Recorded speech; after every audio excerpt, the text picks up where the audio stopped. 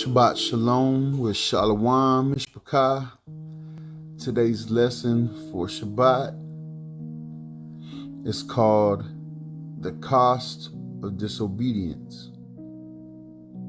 And even though we strive to serve or Elohim or Elohim to the fullest,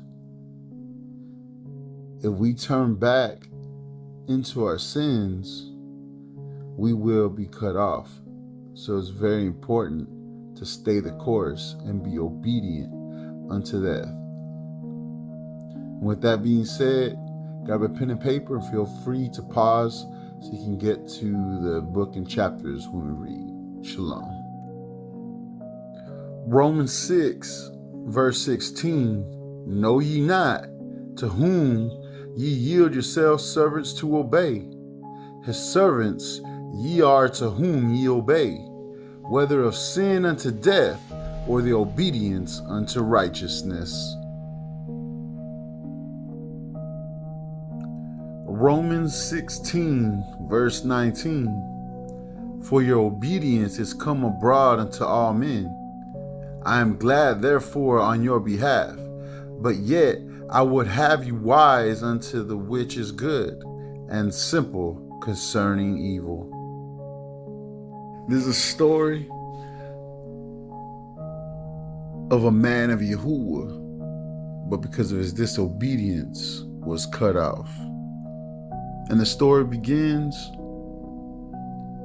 on 1 Kings chapter 13, and we will begin to read.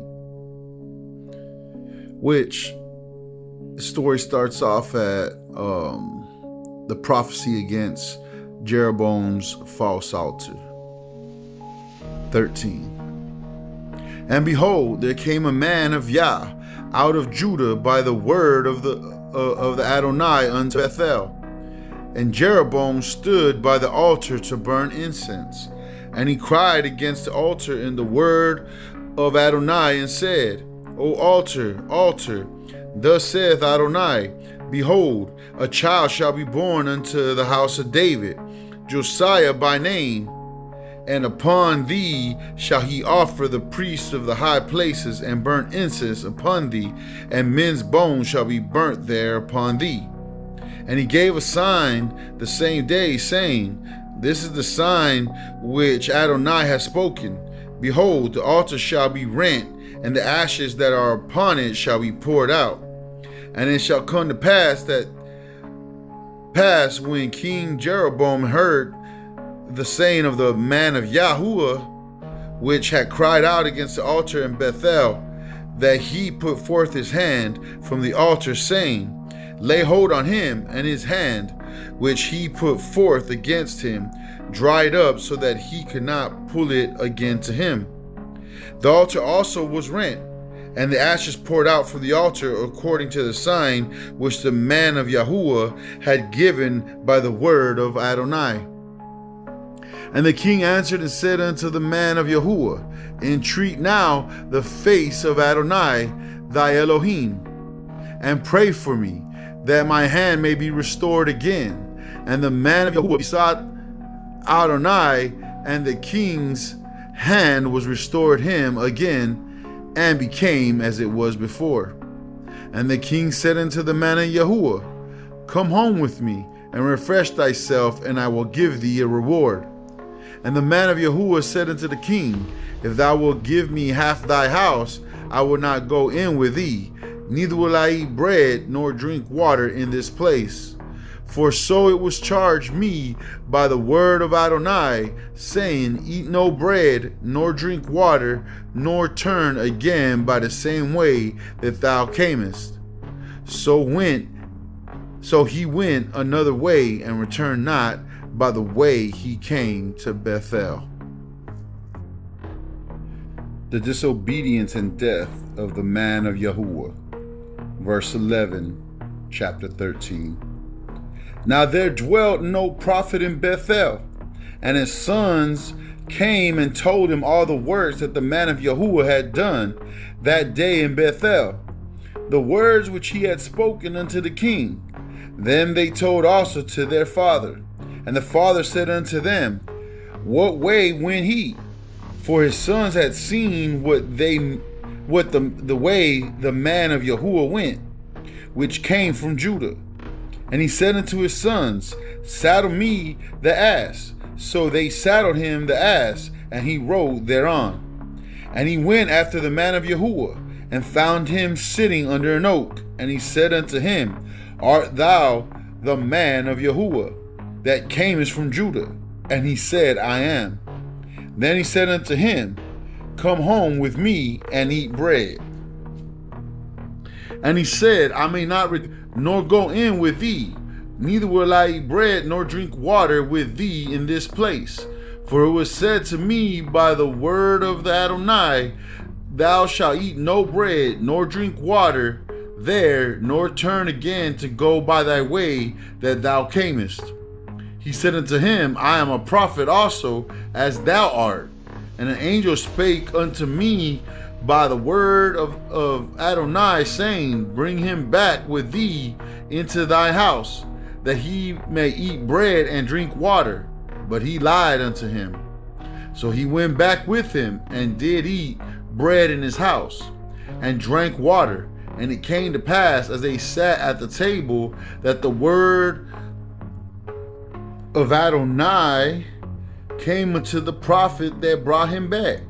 And he cried unto the man in Yahuah that came from Judah, saying, Thus says Adonai, For as much as thou hast disobeyed the mouth of Yahuah, and hast kept not the commandment which Adonai thy Elohim commanded thee, but camest back, and hast eaten bread and drunk water in the place of which Adonai said to thee, Eat no bread and drink no water, thy carcass shall not come into the sepulchre of thy fathers.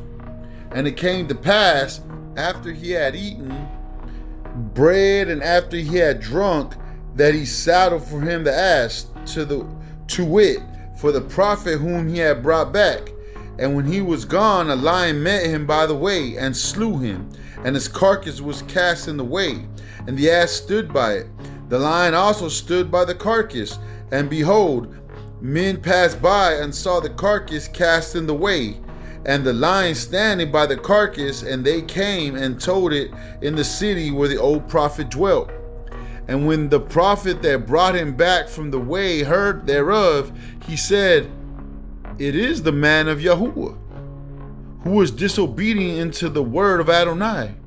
Therefore Adonai hath delivered him unto the lion, which have torn him and slain him, according to the word of Adonai, which he spake unto him. And he spake to his son, saying, Saddle me the ass. And they saddled him. And he went and found his carcass cast in the way, and the ass and the lion standing by the carcass. And the lion had not eaten the carcass, nor torn the ass. And the prophet took up the carcass of the man of Yahuah, and laid it upon the ass, and brought it back. And the old prophet came to the city to mourn and to bury him. And he laid his carcass in his own grave. And they mourned over him, saying, Alas, my brother.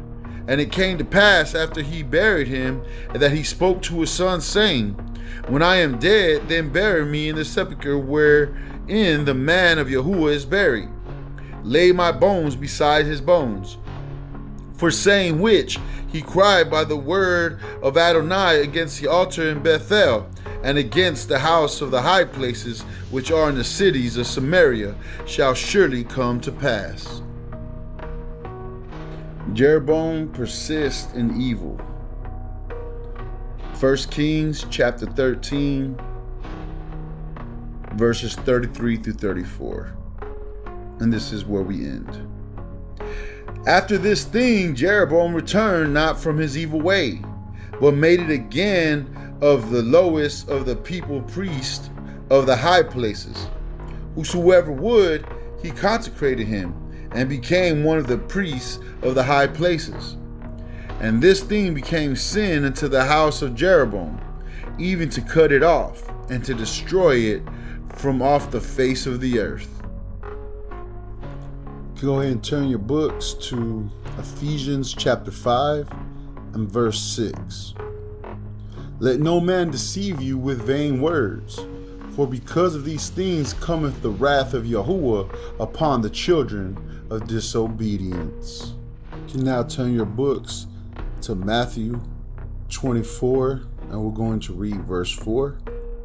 And Yahushua answered and said unto them, Take heed that no man deceive you. Stay focused on the word, Mishpachah. Reprove, rebuke. For the time cometh that people will be sent to deceive you. Unless you get cut off for disobedience, will be a horrible shame. But we love you. We hope that this short lesson edified you. And with that said, we sing all praises to the Most High by the power of Yahuah through His Son Yahushua HaMashiach. May Yah bless y'all, and Shabbat Shalom, Mishpachah. Until next time, prove all things. And this is the message I have for you today.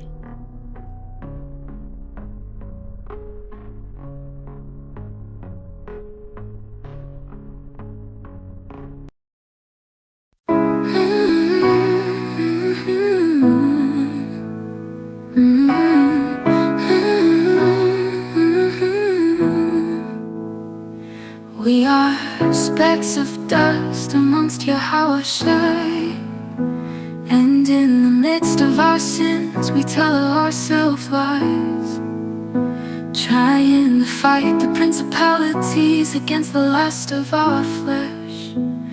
And when we fall short, you gave us grace to start fresh. And isn't it amazing how the potter molds his clay, and without any doubts His Spirit fills us with faith? And isn't it amazing the price that He paid, a debt that is owed, that's covered by grace? Our righteousness is of filthy rags, living carefree, wasting time that we have. We need to get ourselves right before He makes His way back. And we're running out of time before the sky starts to crack. And isn't it amazing how the potter molds his clay, and without any doubts His Spirit fills us with faith? And isn't it amazing the price that He paid, a debt that is owed, that's covered by grace? Daily prayer is needed, day by day, and some fasting as well will go a long way. So we strive with hope to keep the Torah and faith, to be called the greatest in the kingdom and enter those gates. And isn't it amazing how the potter molds his clay, and without any doubts His Spirit fills us with faith? And isn't it amazing the price that He paid, a debt that is owed, that's covered by grace? So we strive with hope to keep the Torah and faith, to be called the greatest in the kingdom and enter those gates. So we strive with hope to keep the Torah and faith, to be called the greatest in the kingdom and then enter those gates.